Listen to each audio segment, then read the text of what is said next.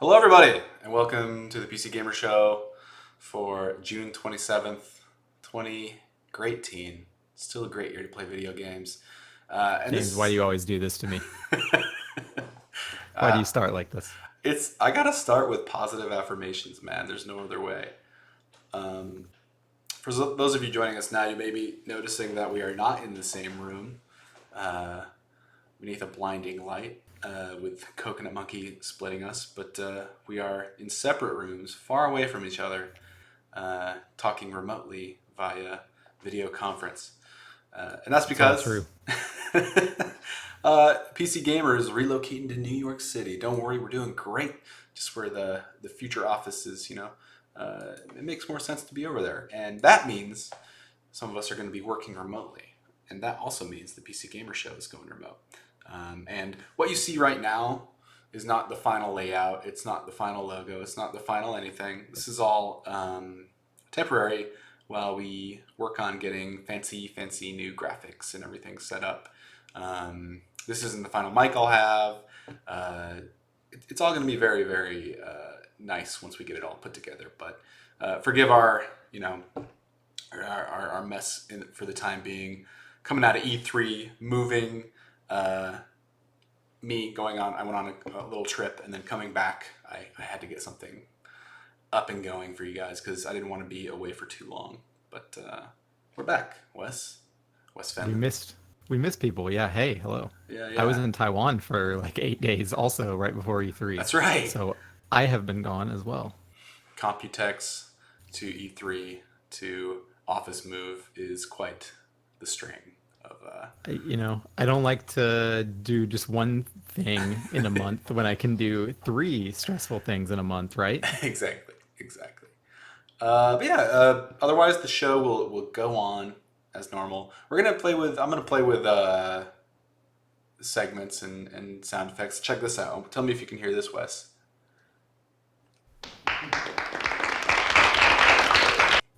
You can't I hear didn't that, hear can you? anything. Damn it. Was See, it was it crickets? I got a Is that what soundboard now. That's applause, and when you cry, I can play this. I, I think everybody listening to the show can hear it, but I can't hear it, which Exactly. means throughout this whole thing, every time I complain about something, you can just hit like a wham button and just play that right over my talking. I can shame you without you knowing.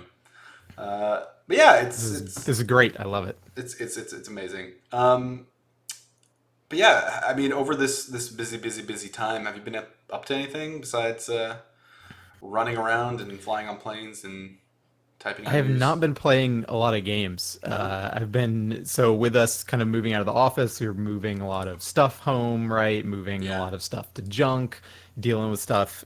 So this weekend was actually a huge like organizing weekend for me, like bringing a bunch of hardware home from the office that was just gonna kind of go to waste, and then figuring out like where I could put it. And so I was doing a lot of basically putting stuff away that had long been sort of just sitting around my room because I'm lazy, like actually cleaning up and organizing shit. And so I did a upgrade to my home server with some leftover hardware. That was Ooh. nice. Put a new cooler on it. I thought I was being really fancy by taking an old Cooler Master Hyper 212 Evo. Those things, they last forever basically. The radiator is really solid. But I was like, this fan probably ran in my old PC for like 8 years straight, so probably ready to retire it. So I attached a new Noctua fan to the cooler. I had to like unscrew the fan mounts and stick it on the cooler, and I was like, all right, this is gonna be an amazing cooler for my server. And I took it down to the garage, unhooked the server, brought it down, opened it up, started to install the backplate for the cooler, and realized that I had lost one of the four mounting screws for the backplate.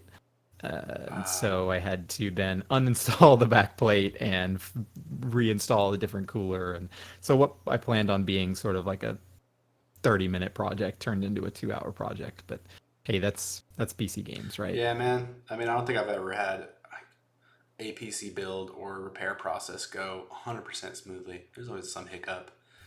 Uh, yeah, like this So yeah, weekend. games Sorry, go games for it. wise, go games wise. I haven't been playing that much. I played some, been playing some Final Fantasy Tactics. Ooh. over the weekend on my PC because I have an old copy of it that I cannot play on a PSP anymore. So playing it on the PC. Right on, man. Uh, when are they gonna make a sequel to that? Never, Never. probably. I don't know. I'm We'll sorry. see. Maybe Unsung Story, that Kickstarter, will come out someday. Nothing else though. No other games. Anything? Did you even see a video game like on a screen, I maybe mean, in I've passing? seen some on the internet. I've seen some on my on my shelves. I've got plenty back there, but not too many that I've been playing. I really wanted to get back into Metal Gear Solid 5 last night, but then ended up back in this like routine of, oh yeah, like I had this thing to take care of, and then I was like installing some new mic stuff. I brought home one of the podcast mics from the office, and so Mm. I was like setting up the wiring for it. Had a new monitor to like kind of figure out where to put. So I just ended up basically dinking around until I went to bed. Well, shoot, man. I did manage to play a few things over the break. Not break. This extended fever dream, but not all of it great. Uh, Hot Lava Clay. Clay came out with a new game called Ooh, Hot yeah. Lava. It's in open beta right now.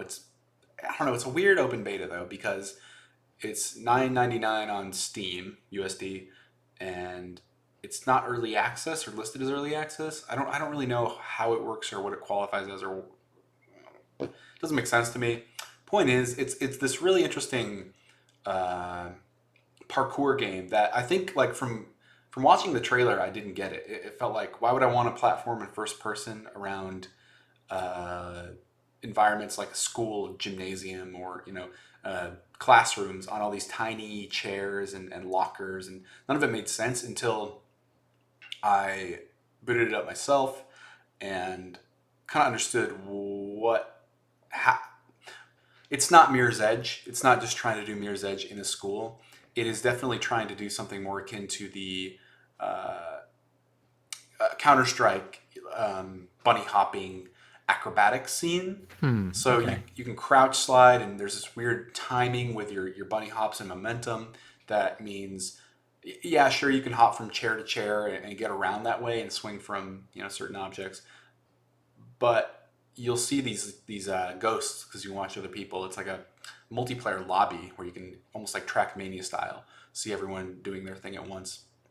So is it pretty silly, rambunctious? Like, does it feel good to move? I mean, bunny hopping usually is kind It of an absurd Yeah, activity in shooters. it feels good eventually. Like once you figure out like what it's trying to tell you to do. I don't think it does a great job teaching you what makes its platforming different than maybe what you've come to expect if you're new, if you have no idea about the CS:GO bunny hopping scene. Uh, so it could onboard people better, but once you kind of figure it out and start noticing time trials like ghosts flying by and doing these crazy sliding moves that send them just sailing across the level, it starts to click. And I have a long And way you to go. can you play it in VR and not VR? Is that right? Is it Uh, partially a VR game? I don't know about the VR support. I imagine that would be sickening, but maybe that's there. I mean, if you can stand it, that would be very Or did interesting. Okay, it looks like maybe no. I don't know why I thought that. Meh, For who some knows, reason I man. had it in my head that it was a VR game, but did you ever play the equivalent of this, the Hot Lava, as a kid? Was this like a playground staple for you? Because it definitely was for Oh me. yeah, definitely, man. And it kind of it's really silly in that regard because it leans into that fantasy completely. I don't know, you know, I don't know anyone who didn't like imagine that or play that with us growing up. And it's I don't know, if I was younger or closer to that fantasy, I would especially love this game.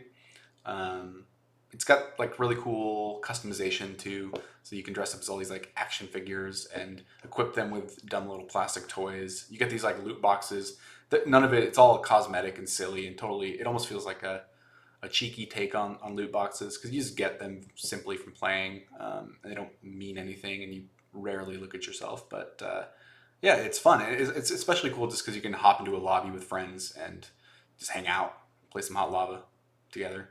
Yeah. I'm really curious if like 10-year-olds who actively play this game on the playground would find this at all fun, or if it's purely people in their 20s and older Yeah. who remember it fondly being a child and just think like, oh, that's a fun gimmick to turn into a video game. I don't know. It taps into something for me, and maybe you remember, but there was a. I always fantasized about, well, the hot lava thing or being small and climbing around my living room, and there was a Toy Story game that like really achieved that fantasy for me. And I think I Toy don't know. Story 2. I think Toy Story 2. There was a platformer of some kind on There was a PlayStation 2. 3D platformer where you played as Buzz Lightyear. Yeah, yeah. That was I played a shitload of that game, and I also played Toy Story 1 for the Genesis, which was a 2D platformer and was terrible. I remember that one. That was really bad. Yeah, it's $10, and I think if you buy it, you get a pass to give to a friend, or I don't know if it's the complete game or what, but I mean that's pretty neat to me. I don't know. It's I'm hot glad lava. that Clay is still kind of making little experimental games, kind of Yeah. weird stuff, some hardier games as well. Because I know Don't Starve sort of Hmm. became this, not all consuming, obviously, because they're doing this other stuff. Like it became the game that supported them as a studio that they could keep working on. And like there's a really vibrant community for that game who are playing Don't Starve together. And they can probably keep releasing new stuff for that game for years Hmm. and sustain themselves on it. So I'm glad that they still have designers who are like, I'm gonna turn that game I played on the playground at 8 years old into a video game. And you're Yeah, like, all right, yeah. cool. They're such a like their portfolio is so diverse. Just like off the back of Oxygen Not Included, like this really in depth simulation, like colony simulation game. Yeah.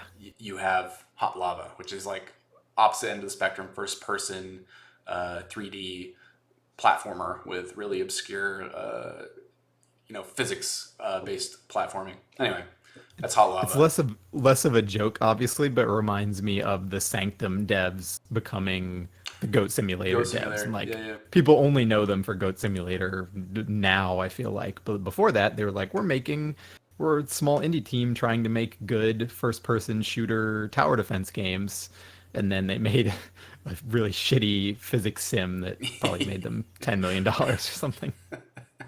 The irony. The irony. Otherwise, I've been playing more Fortnite. Barely touching it though, just because I've been gone this last Away from the weekend. PC. Yeah, away from the PC. And this weekend, my partner and I we went to Eugene, Oregon, because we're thinking about moving somewhere.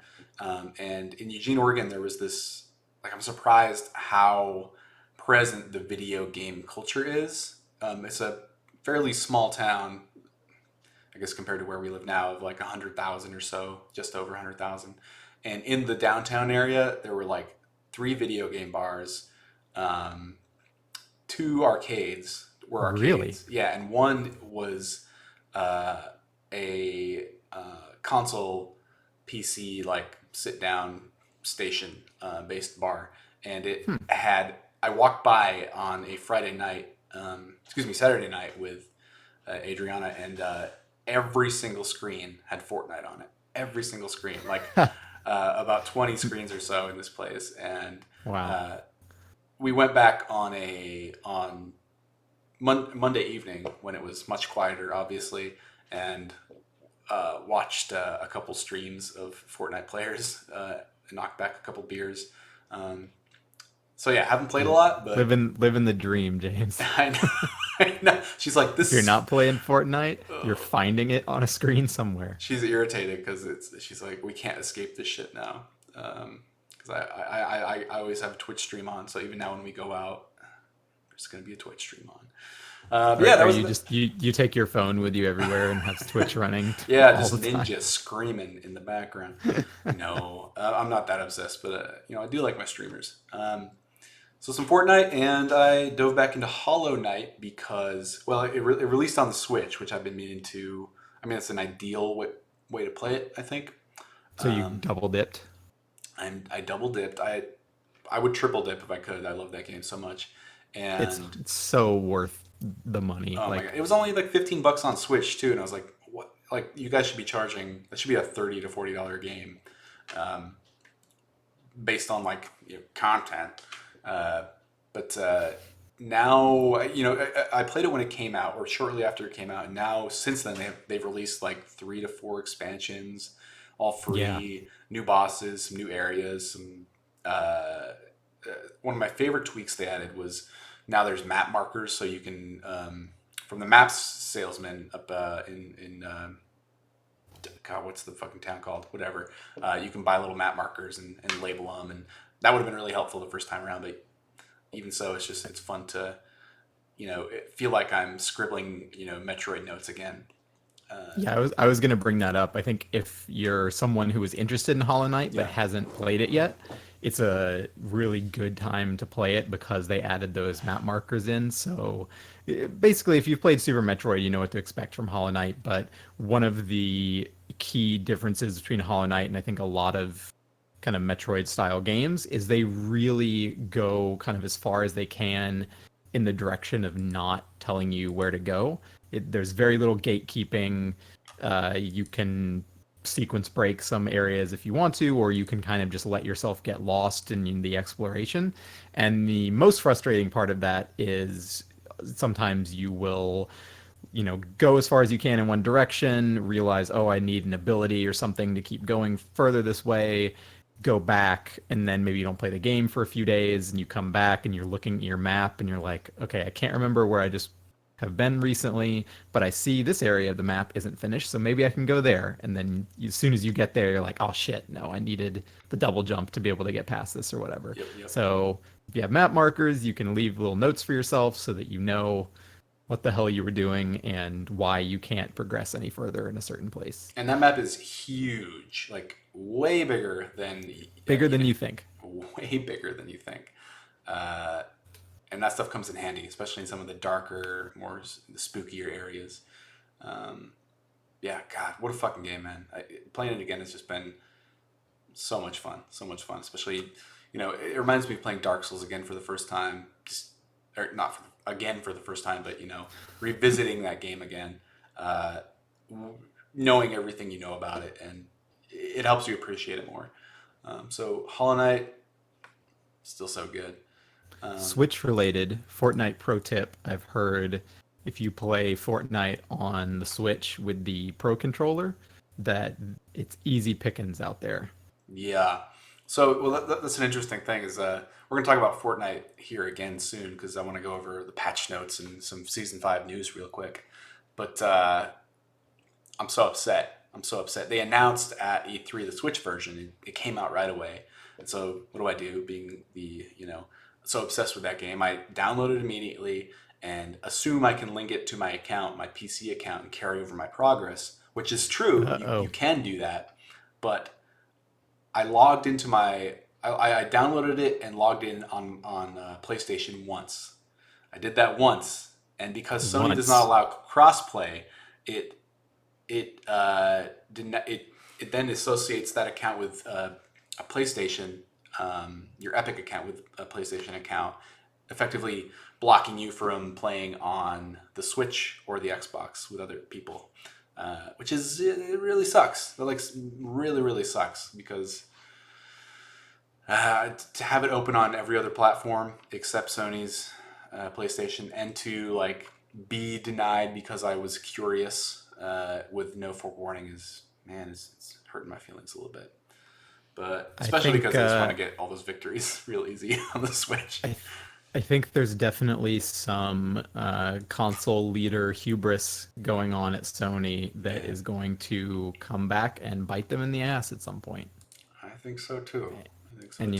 I don't think this was obviously this wasn't like some deep, some evil plot like, we will stop anyone who's ever played Fortnite on our console Yeah, from yeah. linking their account. Like it's probably just a result of the way their systems work, that integration.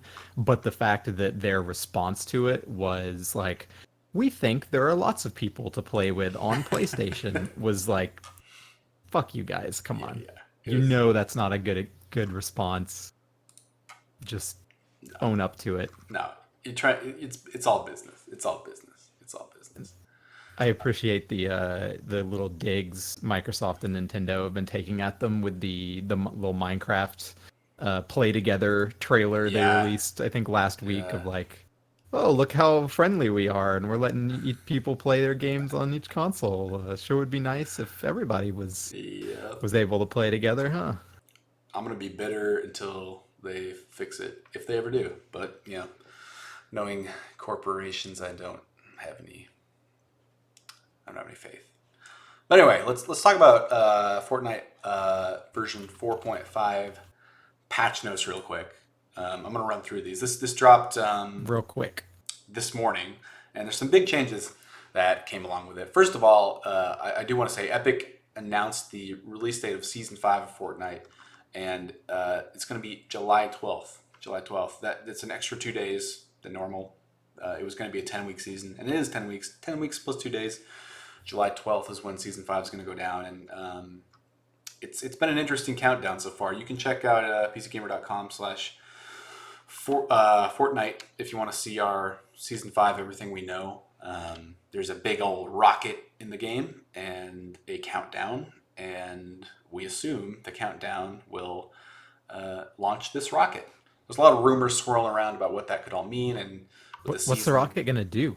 uh, we don't know. So last season, a meteorite was a comet in the sky, was sort of the first sign of changes for season 4, and it eventually crashed into Dusty Depot, this area in the center of the map, and changed it completely. Rumors are that the rocket is, or theory is that the rocket is going to do something similar to another area on the map.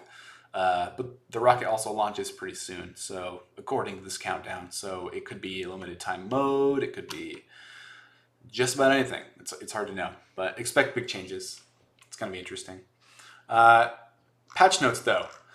So first of all, we got some double pistols added. So dual pistols, akimbo, are now Ooh. available in Fortnite.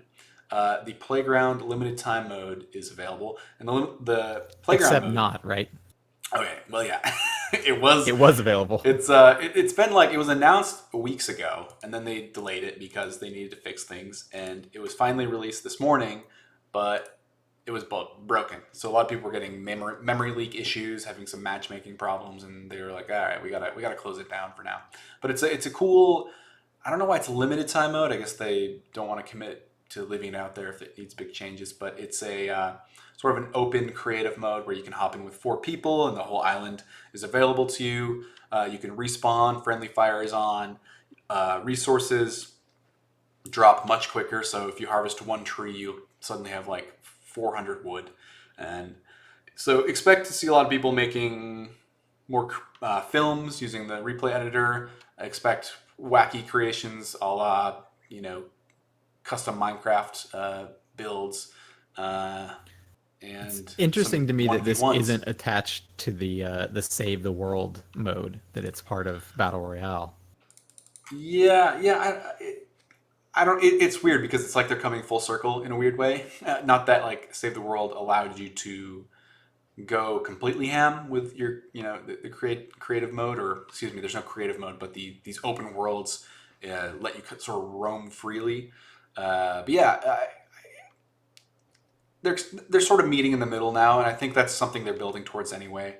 Uh, Save the World is still not complete, so I imagine that once it is, they want to have some more connective tissue between the two, and this seems like a step towards that. So who knows? But it's a cool thing. I think it would be fun to dink around and practice. Finally, I can practice building, without worry of being shot. I think that's like, Get the, for me, the get best that use. APM up, Yeah, it's ridiculous, man. or your BPM, I guess. Your I just builds died builds before I per could even minute. practice. Yeah. So besides that, the other big note is that if you've ever played Battle Royale, you can edit a wall or any placement you put down, and while you edit, you can any grid in this 3x3 grid that each piece is made of. If you plan to remove that grid, it will go completely clear, so you'll be able to see through it. And a lot of Right. players will use this to, like, they'll box themselves in and then go into edit mode and then basically be able to peek through a wall. It's like a legal Good wall hack. strategy. Yeah, and Yeah. some really cool stuff came out of that. But with 4.5, they now made the any edited block opaque, so you can no longer edit peak. And pencil warriors all over the world are very sad about this. I don't know if I'm too angry about it because it's something I don't know. It's maybe unfair for me to be indifferent because I was never good enough to get to that point where where I was doing crazy edit plays. But that doesn't mean edit plays are going away. It's just that edit peaking won't be as common. And I don't know. I don't think it's going to be the biggest loss in the world. But yeah, other than that, some cool map changes. Map markers are now visible on the map, so they project light into the sky. Yeah, and some other small changes. I'll link to the patch notes in chat if you want to read more about that. But let's get to something that's been, gosh, on our minds for quite some time now. We're still thinking about it. I'm still reeling from E3. We haven't had a chance to talk about it on the show quite yet. Yeah, we haven't. We have had some other post E3 Yes. news. If you want to go over real quick, I just thought I would bring up the Divinity Original Sin 2 Definitive Edition, which they announced a few days ago. It was like last Friday, maybe, or I think it was, I don't know, Friday, Monday. Who can tell? The days just they just go by. But Original Sin 2 was our game of the year last year. Amazing RPG. We love it. I talked about it on this podcast a bunch. Of course, there are caveats for any giant RPG like this. There's usually going to be some bugs and some stuff that doesn't work that well. In the case of Original Sin 2, the kind of the ending, like the last city you go to, but specifically sort of the climax, was pretty buggy. Had some issues that would cause things to not work correctly. My friends and I had to beat the game like 3 times to get it to kind Oof. of properly work. So they're doing a bunch of stuff with the definitive edition, which is going to launch on PC, and then I think at the same time they're doing a console release Yeah. in the fall, I believe. I don't know if they've given a date for it yet, but in a few months, August, so Damn. real soon. But they've written a ton of new story. I think really focusing on the end, kind of the last area you go to, and polishing up a couple of the character stories that like kind of fell off towards the end. So in addition to like tons of combat rebalances and all that kind of stuff. So if you haven't played that game yet, wait until August, and that will be a really good time to play it. Yeah, I'm excited about it, but also frustrated because I've been wanting to get back into that game, and I have like a save with it's about 20 to 30 hours deep, and I'm like, man, do I just wait for definitive edition and Yeah, they start haven't said if over? saves will carry over. They Yeah, probably won't. I mean, that feels like the safe bet just because of how much yeah, stuff is changing. But you can pray, you can hope and pray that that they'll carry over. We'll see. yeah. The other thing I wanted to bring up was the Binding of Isaac Four Souls, Yeah, this is cool. which was announced today. We had a writer talk to Edmund McMillan, the creator of Binding of Isaac, and also worked on Super Meat Boy, The End Is Nigh. And the Binding of Isaac Four Souls is not a video game. It is a card game with made of real cards and paper and things that you play on play on a table instead of a computer screen. And this is sort of a cool story. You can read about it on the site if you want. But Edmund McMillan and his wife Danielle actually designed this game together. And it came out of someone kind of coming to Edmund and being like, "Hey, you want to make a Binding of Isaac board game? Or like, can we license it and make a board game or something?" And he was like, I think I'd kind of just want to design it myself. Like, I don't want to have anybody else do it, and I'm really busy, but I'll let you know. And then at one point, he just basically got in the mood and was like, "Yeah, maybe I should design a. Let me take a crack at this." And like the two of them ended up designing a card game for Binding of Isaac. It's like a 4-player multiplayer game where it kind of reflects the video game in some ways. Like you're going after bosses, and when you kill the boss, you get you collect a soul, and then whoever gets 4 souls, hence the name of the game, Hmm. is the winner. And it has lots of loot from the video game and enemies and stuff like that. So it'll be pretty familiar if you're a Binding of Isaac obsessee. Right on. So Uh, he launched a Kickstarter, and it has already raked in like 7 times the goal that they set. So I think Jeez. it's probably It's gonna be some nice it's looking cards. pretty safe investment at this point if you're interested in checking that game out. Right on. That's Binding of Isaac Four Souls. Right on. And I linked to it in chat if you want to know more.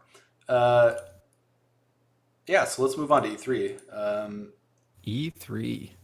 It was the Electronic 3. Some things happened, some Was things that didn't two happen. weeks ago or was Man, it 2 years feels ago? like an eternity ago already. Tell you what, I'm still tired. And it's not even like I exerted physical energy. I just my brain was kind of on nonstop. But it was fun. It's always fun. It's always interesting to see what the big publishers are planning and the small announcements that sort of slip between the cracks. Otherwise, some big stuff happened, and I think we're not going to go over every show. We're not going to go over every announcement. We're kind of going to talk about what you and I perceive as some of our favorite things to come out of the show, and some of our least favorite things, and maybe we'll just go back and forth on those. So, Wes, what was one of your favorite announcements from E3? Yeah, so neither of us went to E3. We were both a home team, Yeah, which I think um is good and bad for the sake of this conversation because like we didn't get to play this stuff, right? yeah, But we probably absorbed more information than the people who were actually at E3 because they only have time to go and see so yeah. many things, whereas we're just like getting the entire news feed, washing over us day after day. So I don't know. I'll start with Cyberpunk. I think Yeah. that seemed like pretty much the clear air quotes winner of E3 in terms of the game that the most people were talking about, that made the biggest impression, that had the most interesting demo, like in terms of depth and variety of like things that you could do in that game, and also kind of how dramatically different it ended up being from The Witcher 3, which I Hmm. think caught some of us by surprise. I guess nobody exactly expected like The Witcher 3, but sci-fi. But we probably expected something a little bit more in that vein Yeah. than it sounds like it is. Being a first-person RPG, being primarily built around guns. First-person shooter combat. They say there are other weapons, swords, and stuff, so you're not necessarily going around with guns. But let's be real, 90% of people are going to be going around with guns. True.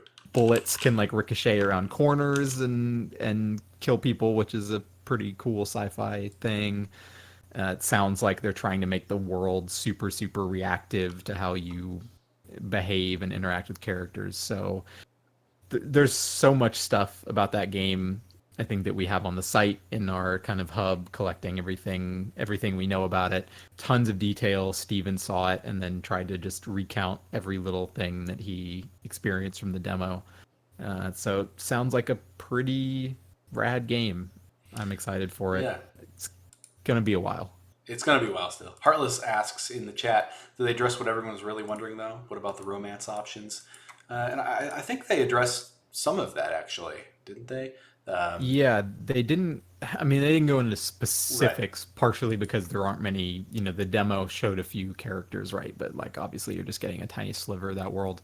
I think they did talk about it a bit, but I honestly don't remember what they said. I think it was pretty open-ended, though. Yeah, something along the lines of they exist in the game, and that you'll be able to have lots of relationships of all commitment styles and agreements. So They said it had like, well, we know from the demo that it had like full frontal yeah, nudity, which yeah. is not a common thing in games. If Um, only because so I would be terrified to try and model genitals, like trying to do that as a modeler and not make them look awful. Remember GTA 4's first dick? Was it one of the first dicks in games? yeah, was that Ballad of Gay Tony or was that before I that? think there was a mission in the Was vanilla it just in game. the base game? Yeah, and it was just like kind of It there. wasn't Brucey, was it? Maybe it was. That rings a I bell. liked Brucey. Yeah, Brucey was funny. that was shocking. I just never thought it would happen. Finally. Um, yeah, hopefully, Cyberpunk's dicks are, they are Up to better par. looking. Um, The one thing that they I think haven't, or they've talked to this point a little bit but haven't, confirmed anything one way or the other, is whether there will be options besides male female mhm, for Cyberpunk. And I feel like if there's any game that really delves into that, that should delve into that, it should be Cyberpunk. mhm, mhm, This is a Cyberpunk in general as a vein of sci-fi has always been about transhumanism and like augmenting your body and uh, blurring the line between machine and like plant and human and just like weird biohacking body mhm. modification. Like they should not be scared to shy away from those themes and that kind of representation, even though it is a really complex difficult topic, I think. But like That's what Cyberpunk if is any is if good any for game does it, as a yeah, genre. like Yeah. this is a golden opportunity. Yep. I agree. So Cyberpunk. Yeah, I'm with you there, man. Cyberpunk sounds and looks great from what we have heard. For me, one of my top picks, and maybe you'll agree with me, is Sekiro: Shadows Die Twice. This is From Software's one of their three new games, sort of, coming out of E3.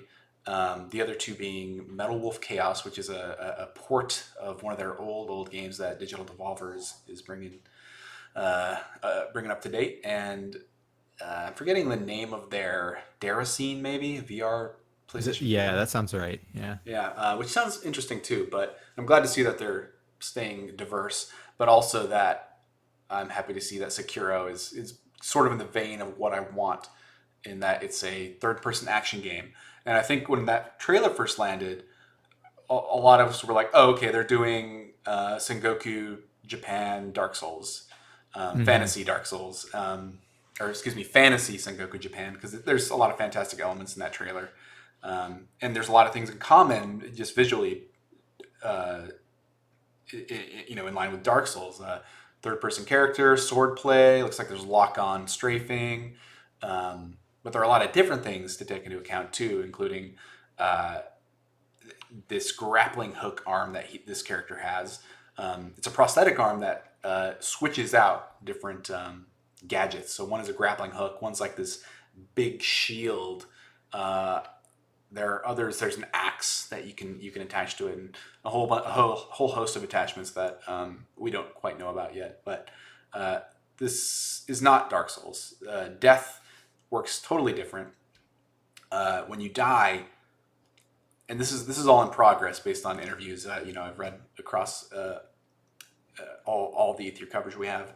Is uh, when you die, you just stay in place, and you can resurrect at the very same spot.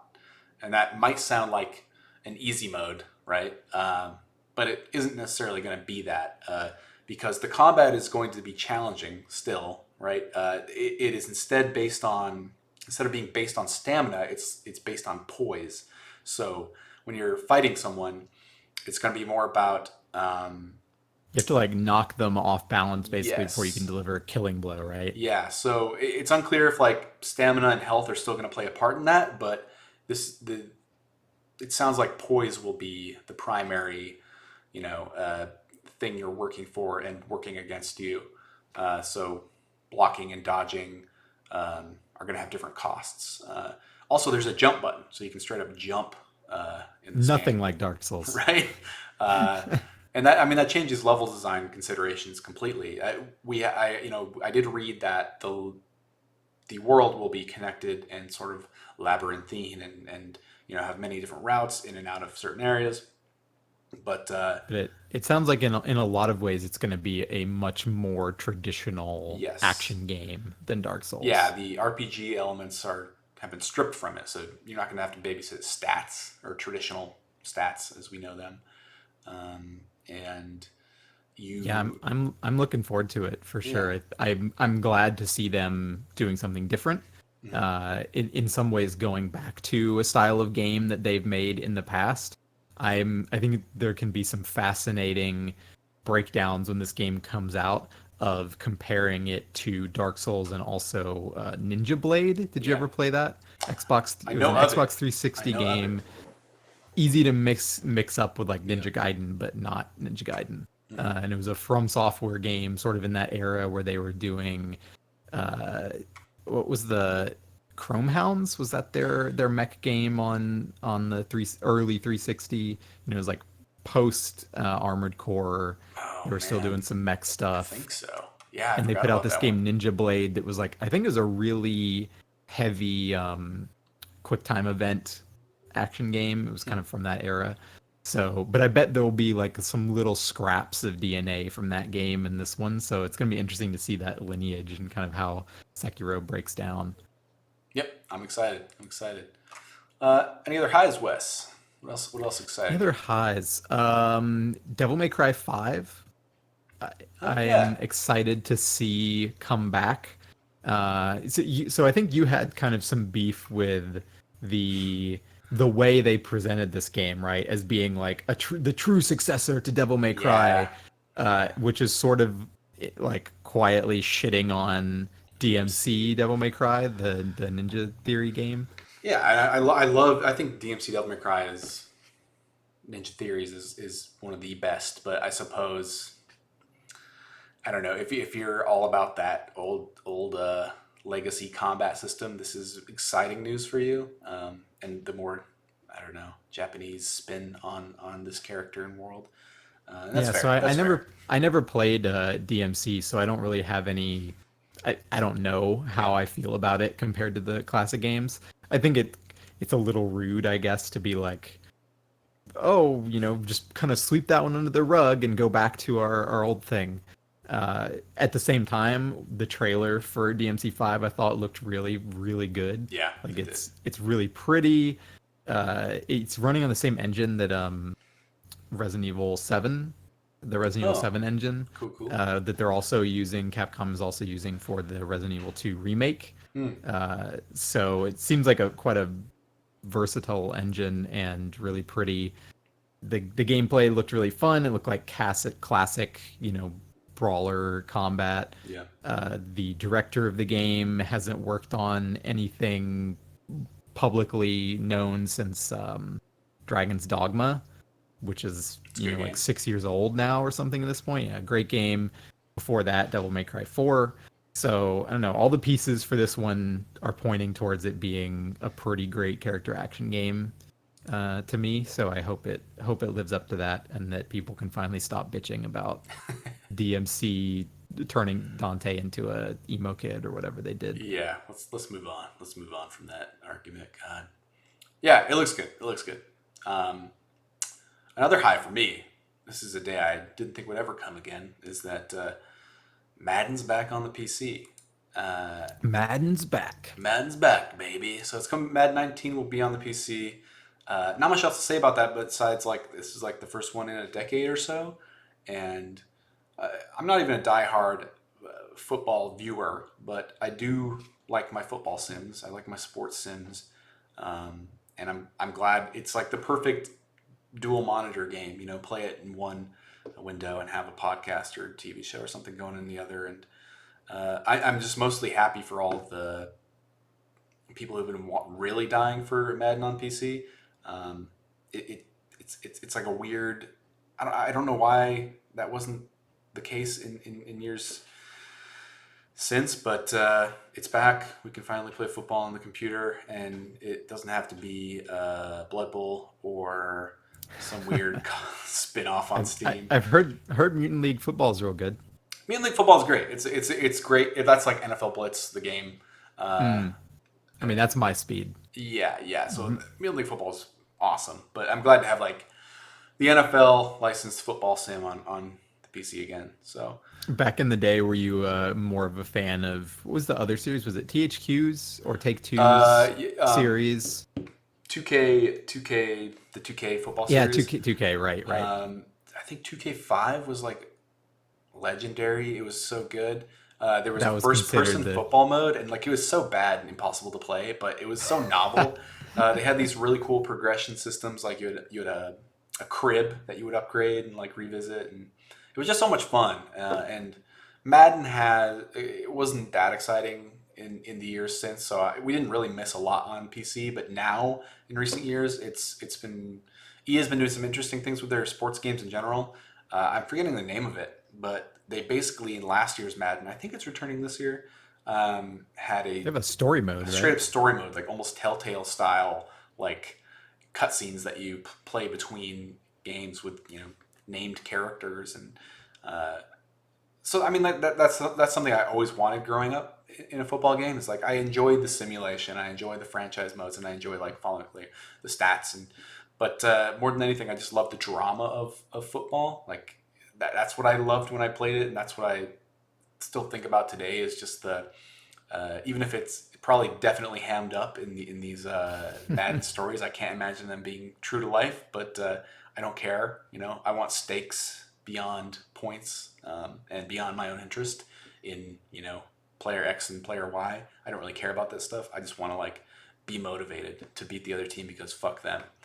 I I feel think you. I mean, I kind of hate the sport of football, yeah, for multiple reasons, but I like unashamedly love Friday Night Lights. yeah, that's what I'm talking Both movie and about. show. Show is better. The movie's still good, but like that show is incredible, and it should represent like all these things that I loathe from growing up, as you did in small town Yep, America. yep, And I don't know if it was the same for you, but like close. football was Yeah. the thing. Mm. That was the like the poor kids. The football stars were the stars of high school, and poor kids, were hoping to get out by playing football, and Hmm. everything revolved around football. And I was like, I like baseball. I want to watch the Braves. But Friday Night Lights, despite having that essence, the Yeah. character stories are so compelling, and just like that makes me like football uh, more than watching football Yeah, and does. maybe Madden can tap into that, and I'm glad I'll be able to do it this year. Anyway, Do they still have any John Madden VO in there these I days? I don't think so. I don't think so. I think he's like just a name now to modern audiences. He's not. Yeah. He's kind of There was a great 30 for 30 sports podcast mm, in the past year or so about the history of the Madden football series. It's really oh my good. god. I'll I have to listen highly to it's like an hour listen that. kind of documentary about the making of Madden, and it's great. Gotcha. Any other highs from the show, Wes? I think those were the big ones for me. I mean, there were plenty of games that looked good from the show, Yeah. but like I'm glad to see Doom coming back Yeah. without too much of a wait. I think Wolfenstein Youngblood. I actually haven't played New Colossus yet, Oh but wow. I'm really Okay. interested in Youngblood for being co-op. Like that makes me want to play that. So Yeah, I and hope. I'm forgetting the name of the developer for some reason. Machine games. Uh, their settings are so and their dialogue and their characters and their style is so strong. I want to see like 1980s Nazi ruled Paris. Sounds fucking awesome. Like Yeah. their take on I forget when these other games take place is already excellent, but that just sounds like a perfect setting for them to do. Also, probably won't be that good, but Jump Force letting you punch Naruto in the face a bunch as Goku, Yeah, people are interested in that entertaining, game. Like I didn't entertaining. think it would be that big, but there's massive audiences for those characters and like Never underestimate people wanting to punch no man. Naruto. I'll say one or two more highs on my end is from our own PC gaming show. We announced the Yakuza Kiwami and Yakuza Zero coming to PC, which is Yeah, like that's cool. I would be extra excited about that if I didn't fucking buy Yakuza Kiwami on PlayStation like the day before I found out that was happening. I'm still excited. I'll still play them, Whoops. but that's like a series that I think I'm happy to see on PC. It's long overdue. I've never played one, but they seem like my jam. They're So batshit, man. They are insane, and I love them. quirky Yeah. action game slash kind of life sim. Slash like actually good soap opera sometimes. Like there's actually decent heart in these stories. I feel like there's not enough of that in games. Mm, Like, there's plenty of bad stories, but there aren't. I feel like there aren't enough bad stories that are that fit in that mold of like being an entertaining soap opera. You know, like give me that primetime drama that I know is kind of cheesy, but like the characters are still compelling. yep, yep. I'm all about that, man. I'm all about that. Uh, let's talk about a few of our disappointments from the show. And I'll start with one that might surprise some people. Maybe not. But Anthem. Anthem didn't do a goddamn thing for me. And I don't know if it's because just the way it was presented or that it runs a bit too parallel to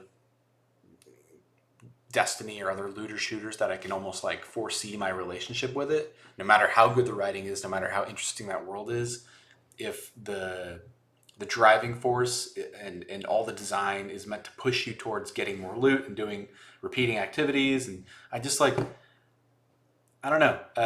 It's maybe underscored by the fact that it's Bioware, and that's like unfair because developers should be able to make diverse games and experiment and branch out. But Hmm. it just I don't know. It looks like Bionicle for adults, and that should be an excellent pitch. But even that, I don't know. Just the big bulky robots are they don't really cut a fun silhouette to me. They're not like interesting to look at. The abilities, like everything I hear about it is that like from the guys who played it, that the combat feels nice and such. But there's not enough like going on in terms of like maybe I need to know more about the story and see like the character come through that you experience in the hub sort of area. The RPG stuff, like the more traditional Bioware stuff that is supposedly Yeah. there.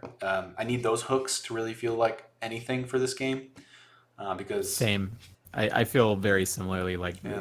very little interest in the game so far, largely because I assume the structure of it, like you say, is going to be very Destiny-like, where there's there's a fair amount of stuff to do, but once you exhaust it, the game is really built around keeping you playing it for dozens of hours, Mhm. repeating the same tasks or minor variations on the same thing. And if for some people that works because they really like the combat of whatever that game Mhm. is, and maybe that will work for Anthem. But I mean, I loved Halo, and the idea of Destiny wasn't enough. The combat being good wasn't enough to pull me in Mhm. to want to play that kind of just repetitive RPG grind for loot system. And I'm real worried that this one will be the same unless, like you say, the character stuff is really strong. Yeah. Oh well. Well, we'll wait and see, huh? We'll know soon enough. What about you? Any lows from Any the lows? show? Can we talk for a second about The Quiet Man? What the fuck can we say about that? So, Square Enix putting out the worst trailer of the show. oh god, it was so bad, man. It So managed bad. to be worse than the Elder Scrolls 6 trailer, which was just a picture of some mountains and some good music, and being Right? like, we're gonna make this game in 7 years, maybe. Probably, Uh, maybe. the Quiet Man like looks like it's a combination of FMV, so it's like it's partially an FMV game, so like Quantum Break or something, and then like brawler combat that looked really bad, and they were Yeah. trying to be like, look at how fucking good this transition between FMV and game looks, but it looked terrible. Yeah. And then there's the whole thing where it's just kind of a racist, Yeah. bad, like tropey setup in this trailer. It's like a guy goes into an alley and there's some really exaggerated like Hispanic dudes in a gang who Yeah. like threaten to beat him up for no reason, and then he beats them up. Surprise. It's so bad. It was god awful, and they didn't give it any context. They just like it played. I think maybe the people who made it and presented it were expecting it to be like just like hit, just land. But oh my god, it was No, so awkward, so tone it deaf. did not. Yeah, and then it's just like more in September or It's something. like Like, no, please, no nah, more. nobody wants more. Yeah, yeah. The Quiet Man. Good call. Good call. I think for me another low, and this is maybe has nothing to do with or directly to do with what was announced or not announced, but the reaction to Fallout 76 really kind of disappointed me. I think that game, there's a lot of questions we have about it, but overall, at least in our comments and on Reddit threads and maybe some pockets of Twitter, and maybe like I've been looking in the wrong places. Uh, Everyone's very bummed about Fallout 76 being a multiplayer sort of open Hmm. world survival game rather than a traditional Fallout game. Um, and I guess we all have our own expectations and desires. I would love another Fallout game in the style of Fallout 3 or 4 and or New Vegas. I'm sure we all would love that. But I think an open world multiplayer Fallout game also sounds excellent. Um, and there's a lot of questions I have still, like uh, how interesting that world will be, and what kind of multiplayer interactions like will we have? I don't know. Is it going to be like Rust and is frustrating as Rust, or any of those like the early access survival games we've been playing for years and years, or is it going to I, be like a really good take on that kind of game? I don't know. I I'm think a excited lot to of find people out. are guessing that Bethesda is overestimating the quality of interaction between Hmm. players. Hmm. Like some of the systems that they've shown off and like the answers they've had to questions about how multiplayer will work kind of makes it sound like they think people are gonna work together and be friends and like, ooh, you see another person in the world, like maybe you want to go up to them and like see what's going on. Like Yeah. the way most of these games work is like someone shoots you and then humps your corpse. So I don't know if they've fully thought through like how shitty the average interaction with another online player tends to be.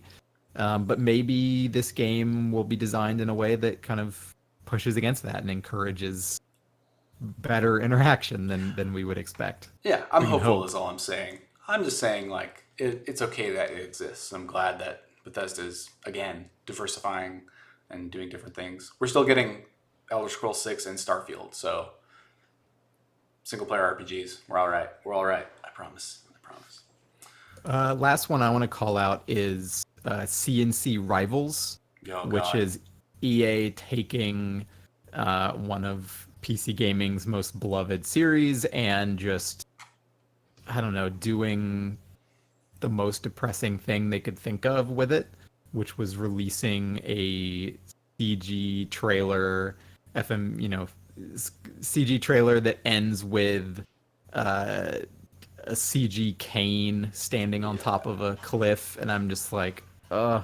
he looks so bad. I know you could have gotten the actor for Kane if you really, if you really wanted to, because he's immortal and he's always, what's his name, something Culkin, Joseph Yeah, Culkin. yeah, I think so. Um, I'm sure he would be available for work, and yet you had to do this ugly ass, like Fisher Price looking Command and Conquer game that I don't know. Maybe it's okay, but I'm It assuming could it's like a be. piece of crap Clash of Clans ripoff or something that they will support for 8 months and then just kill it, kill it off. So I'm not expecting them to make like a big budget, great CNC game for PC. I think the RTS is not in vogue right now, and it's really tough to just make a new big budget RTS. But Hmm. the least they can do is not just drag the corpse of Command and Conquer through the mud. Please. Yeah, yeah. It was very heartbreaking for everyone on staff. But good call. Good call. Uh, I don't really have anything else that stood out to me as sad from E3. It was a decent show overall, and there's a lot to look forward to. I don't think there's any like mind blowing announcements or mind blowing disappointments, but We're probably forgetting some stuff. People can throw us some yeah, questions for the end of the show. We can talk more about E3. yeah, yeah. If you have anything you want to know about E3 or anything you want to call out that you loved or did not love, please let us know.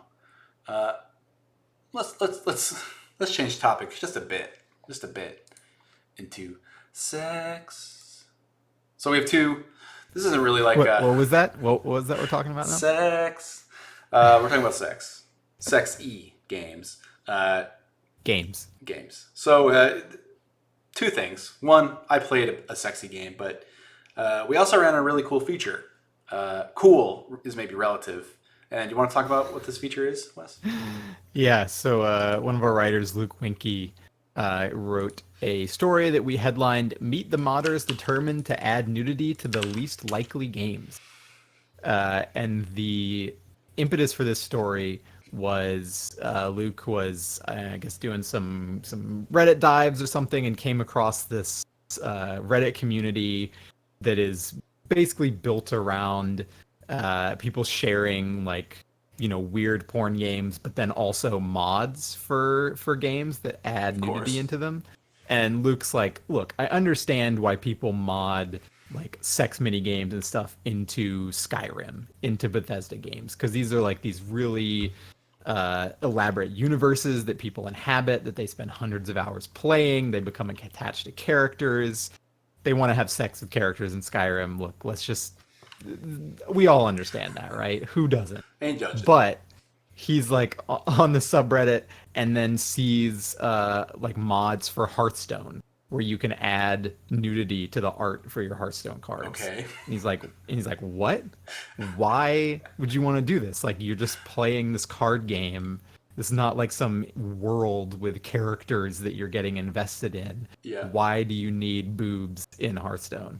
And so he started investigating this and found some other games similarly that you're just kind of like, why is this in this game?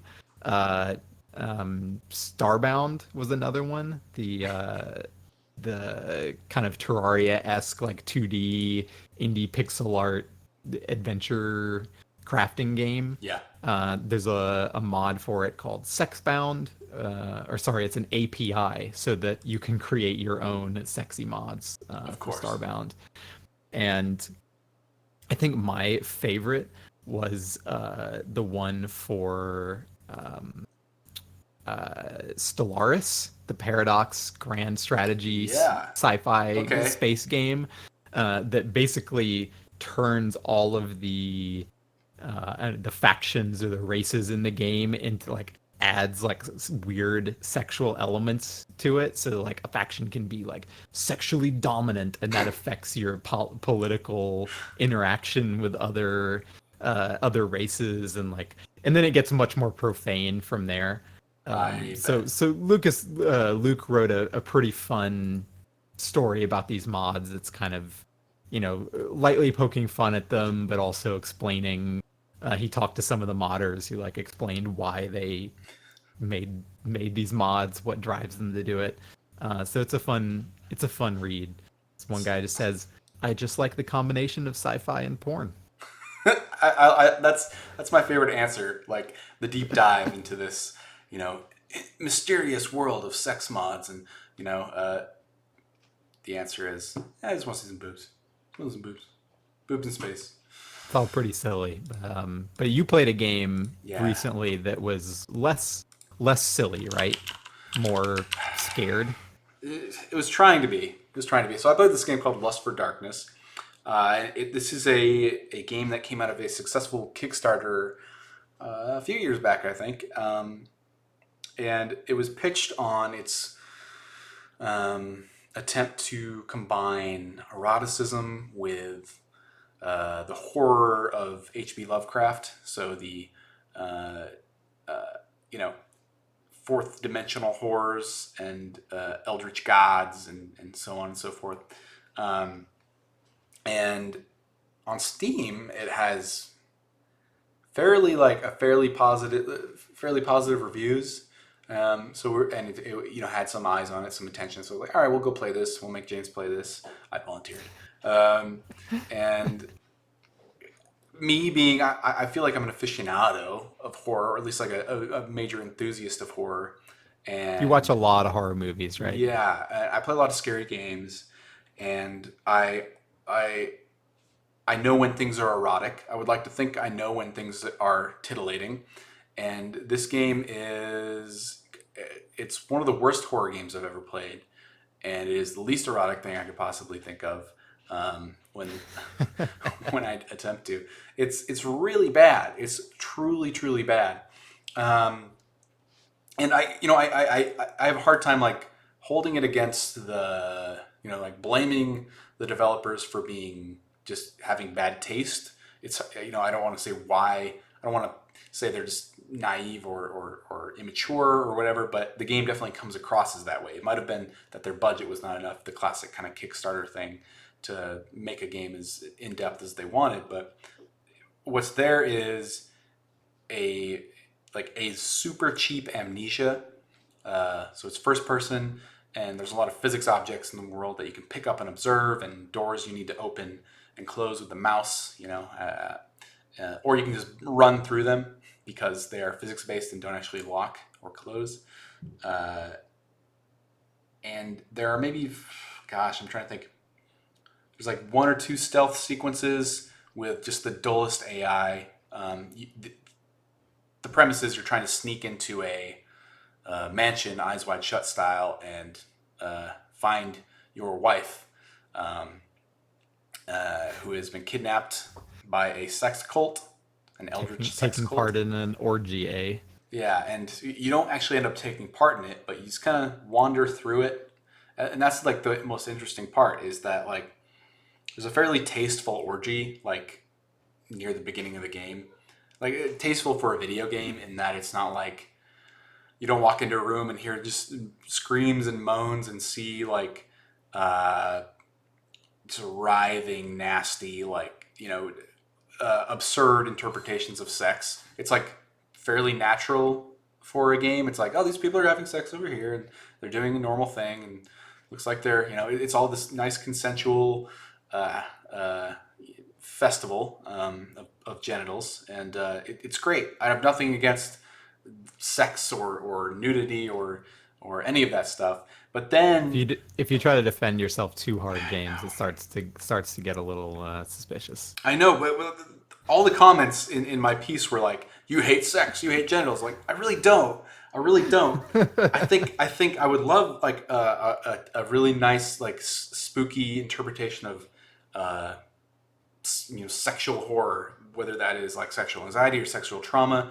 And some of the characters in this game experience sexual anxiety and trauma, and they never really like use the horror to explore that. And I think that's what horror is really good for, is like how can we steep ourselves in these awful feelings, and can we learn anything from that, whether how to overcome those feelings or the true depth of those horrors. And instead it's just like, here's a tasteful orgy, there's a cult, and then now there's a vagina, interdimensional vagina doorway, and you're going to go through it, and it's narrow hallways and rib, HG Geiger style imagery, and all these stuff that like it's super cliche, and that's fine. Like it's super Lovecrafty, yada yada. But the horror, according to these developers, in sexual horror is just penis statues. So most of the time in That's scary. yeah, That's most of the scary. time in this other dimension, you're just like wandering straight hallways. You run from a monster like twice, and it's really stupid and slower than you, so it takes no effort. Is it a dick monster? And it's not. And that's like I was like, why isn't this a dick monster? Why isn't this like everything is a vagina or a dick, and except the monster itself. But it's just so fun. Like I started laughing more than I did like feeling tension. I just, because you would turn a corner and there's a dick statue and it's got legs. This dick has legs. Oh, let's turn the corner. There's a person with no arms on their knees and they're puking up a big old penis. Oh gosh, and it's just their inanimate like depictions of body horror and sexual horror. How did it get in there? I I don't even know. So And like like a Videodrome situation, or it makes no sense, man. Like all you can really reason is that the cultists couldn't make them because they die or whatever as soon as they enter this dimension or get like fucked by slugs. Um, so I guess like these eldritch gods are just like decorating their dorm rooms with dick statues. Let me just phase a dick into being over here. Oh, is that in someone's stomach? Whoopsie. Right. And eldritch horror, like to me, is all about the unknown and incomprehensible, right? Like extensions beyond ourselves, like how and cosmic horror. And when you just see a dick statue in the next dimension where you're supposed to feel like existential dread, it doesn't work. It doesn't work. So it's a pretty awful game. Pretty damn awful game. I do not recommend anyone play it. Even if it's on sale. Like there's much better horror out there, and the Steam reviews. I don't know if you maybe like I should take a lesson from the sex mods piece, because maybe you just like boobs in instead of space, you like them in a an eldritch dimension. So maybe if that's your thing, you might like it. But even then, there's other places you can see that. So that's the There's Lust for also Darkness. Agony, which came out recently, which Yeah, again looks like the most sort of just childish yeah, idea for a game, like that you think the coolest, edgiest shit is like, let's put you in hell, and then there's going to be a lot of demons, but they're all naked. And yeah. It's like what it makes you like wonder what the developers are scared of or think is scary. But I don't want to I don't want to project too much onto that. But anyway, big bummer. So some good sex mods out there, but the sex games are still a bit lacking. I think. good sex mods for a laugh, anyway. Yeah, that's true. Anyway, let's move on to our Q&A. So we always take our questions from the Discord first. If you don't know what our Discord is, the PC Gamer Club Discord, you can see it now in a widget on screen. I'm going to include that widget, if it makes sense, in the final layout for the show. It's fun to have up for now. But the PC Gamer Club, if you have no idea what I'm talking about, it's you can find out more at club.pcgamer.com. It's a pretty cool subscription that gives you an ad-free experience on the site. You get an invite to this old Discord here. You get a free game each month. You get, oh gosh, I'm forgetting. Oh, digital subscription to the magazine. You get first access to Geralt. yeah, you get high glossy JPEGs of Tub Geralt. It's really cool. Perks like first access, first wave beta keys if we get any beta keys for upcoming games. Some in-game cosmetics for some games. There's all sorts of stuff you get for like $5 a month. So it's a pretty good deal. That's club.pcgamer.com if you want to know more. But if you have questions in Twitch chat, you can still at me at PCGamer, and I'll get to them if we can. But I will prioritize our Discord. And let's start. So Maniac86 asked, what are our favorite collector's editions of games, and why? What makes a good collector's edition? Do you have a favorite, Wes? Does anything spring to mind? I'm not too big on the merch stuff these Yeah. days. I can mostly leave it. I I will. I'm not ashamed to say that I bought the Halo 3 cat helmet edition back in the Yeah. day. Um, that was a pretty cool looking Master Chief That was helmet, pretty all cool. things considered. Uh, was deservedly mocked for being a giant video game helmet made of plastic that lived in dorm rooms like mine across the country, and you could then later buy them for $5 or fish one out of a dumpster. But I enjoyed it at the time.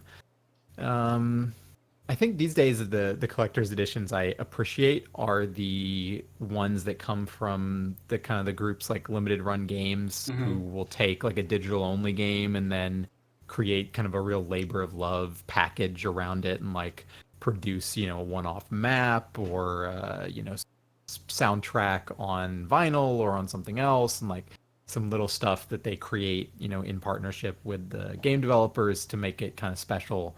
Those always feel a little more handcrafted and a little less like, okay, we're a giant publisher and we need to sell this game for $60 and also $80 and $100. Like, what stuff can we throw in there to sweeten the pot? So kind of prefer those for the smaller indie games that get that deluxe treatment.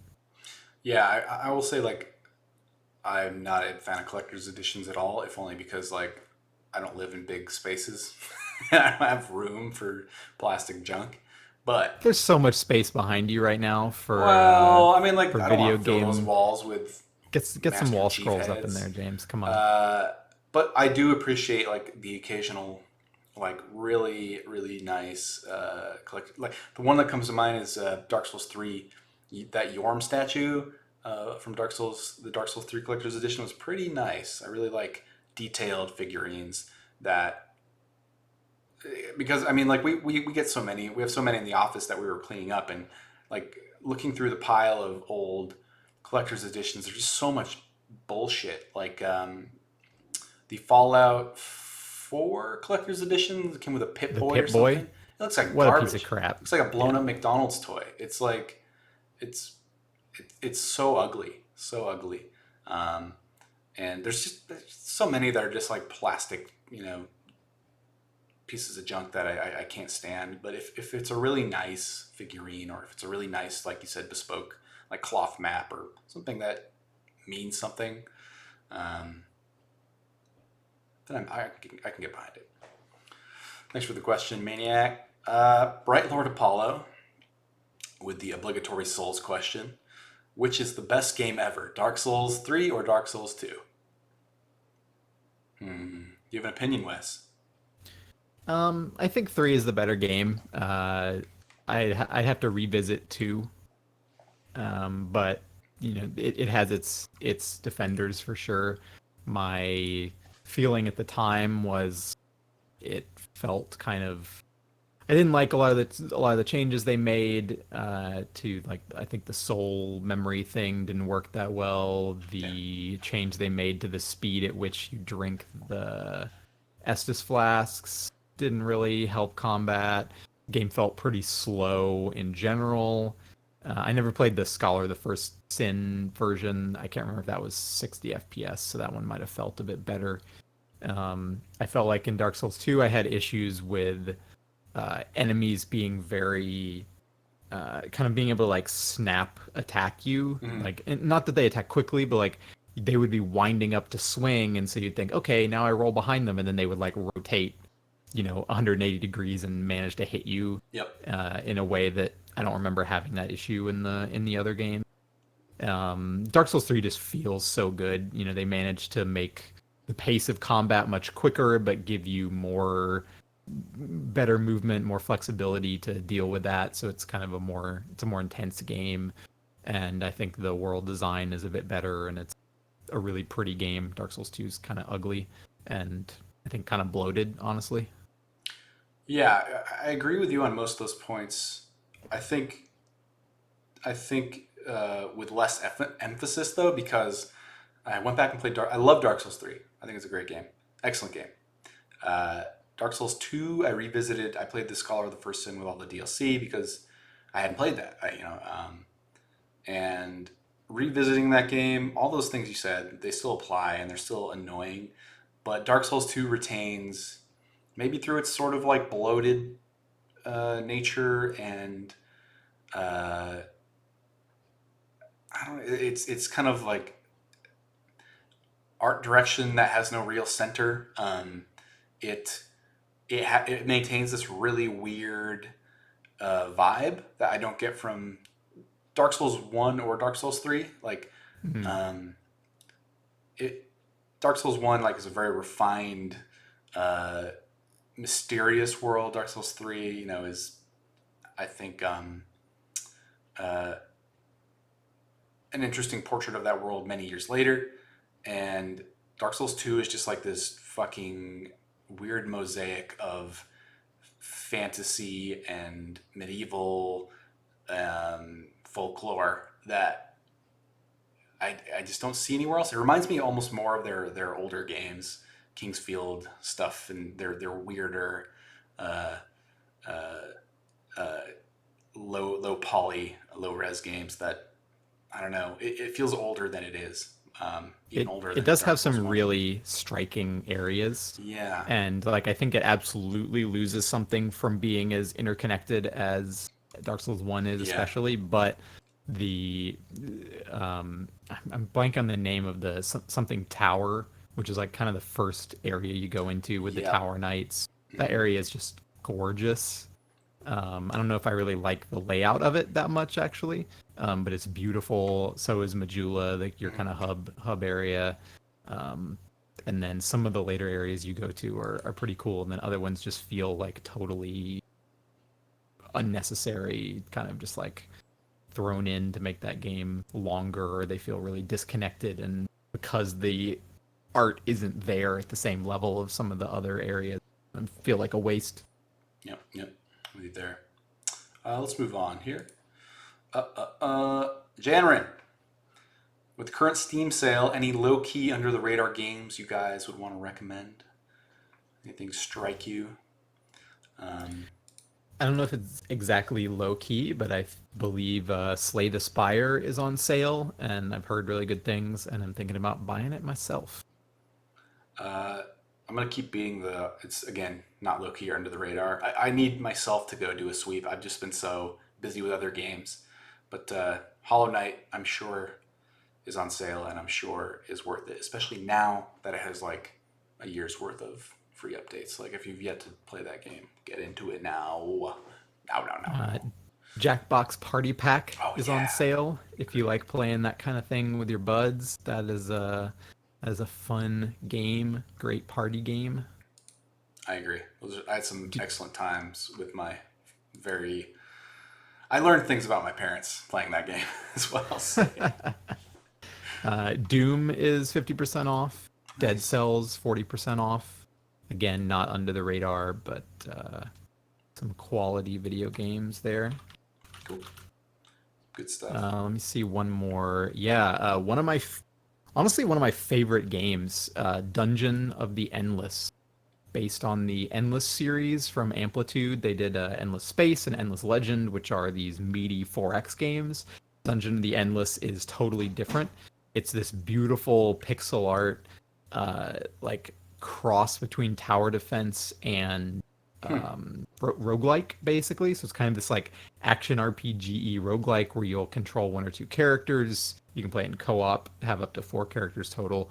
You'll kind of move them around between these rooms, and like you're not actively uh, like telling them to attack. They kind of have their own AI, so they'll stand there and attack. But you do need to trigger special abilities, and then at the same time, you also need to build towers to defend your rooms against these waves of enemies Hmm. as you explore. That will sort of open up. Every time you open up a new room, there's a potential for enemies to spawn, and so you have to kind of you have your planning phase where you go, okay, when we open this room, some shit's gonna happen. Let me position this character here and build these towers here, and then open the door and see what we find. It's a really fun game. I've played a lot of it with friends, and it's like $3 or something right now. So Cool. worth buying, absolutely. Good rec. I want to hit this one in Twitch chat because I'm actually curious to know what you think. But Stabby McStab Stab 12 asks, "How pumped are you for Resident Evil 2?" And I'm assuming they're talking about the remake. And do you think it's weird? It's just excuse me. And do you think it's weird? It's just called Resident Evil 2 again. Because I think it's such a different, dark, uh, high fidelity take on a very low res, cheesy game. Um, I don't know if you watched any of the footage or saw the trailer, Wes, but I did, yeah. yeah. Did you play the first Resident Evil 2? Resident Evil 2, the I've never original? played Resident Evil 2 actually. I haven't either. I've I've only played so like I didn't have a PlayStation back Yeah. at the time those games came out. I got one very late, and I was much more into the RPGs. I've played Resident Evil 1 remake for GameCube, and that was kind of my only real exposure to classic Resident Evil. And then I played a little of Resident Evil 0 and skipped to RE4 and 5. I think the remake looks really good. Like it looks like a really smart blend of kind of a game that looks sort of like Resident Evil 4 in terms of where, like how the camera is oriented, like it looks kind of like a modern action game and how it moves, but seems really rooted in survival horror of the environments feeling sort of more maze-like, having the puzzle elements there. You're not like moving and shooting really fast and pinpoint accurately the way you Yeah. would be in a modern action game. Still, it's not tank controls, but it's still going to be more methodically paced. The gore is pretty legit. Like that engine can really Yeah. crank out some nasty stuff. So I thought it looked really good. Like the lighting looked good. I'm excited for it. I'm looking forward to playing it. I hope it lives up to the design of the original game and does a as good a job of balancing that classic design with the kind of modern aesthetic as it seems like it is. Hope it Yeah. holds up for the full game. Yeah, same boat. I never played it, but Resident Evil 4 is, I think, one of my favorite games ever. And if it actually feels, it has the same amount of tension and uh, if it doesn't if it doesn't get as weird as 6 maybe, or as actiony as 6, then It's definitely not. It's not gonna yeah, go there. yeah, I wouldn't think it would. Then I'm very excited, and I'm happy to see Seven do this first person thing, but they're still playing around with the older games and the Resident Evil 4 perspective, because I really really like that style. To the point of the question, like, is it weird to just call it Resident Evil 2? Kinda. Yeah, Like, I don't like when, I mean, modern Doom, I guess, kind of earned it by just calling itself Doom. But that's a problem with, franchising in media these days. Is yeah. like, how many times can you stick a number at the end of something before it feels absurd? So I kind of wish they'd come up with a different name for it, but whatever. And I also still think they're probably going to get some camp in there. Like, I'm trying to think of a Capcom game I've ever played that isn't campy. Yeah, They're pretty much all campy in some way. So even though this one is obviously more pushing more for the horror side, for the gore being darker than that original game, I'm sure they'll still manage to get some goofiness in there, whether intentionally or not. I agree. I agree. We're about out of time here, we got a lot of questions this week. I'll be sure to bank some of those because there's some of I would like to think about more before answering. But yeah, thanks for hanging out during our first test. Our beta is what I'm sort of calling this, before we get our final layouts and logos and everything all set up on my end and streamlined. But yeah, we'll be here as always at 1 p.m. Pacific time at twitch.tv/PCGamer. You can catch the show after the fact, usually that evening at youtube.com/PCGamer or at pcgamer.com/tag/podcast for the MP3 and RSS feed, and or just a direct download.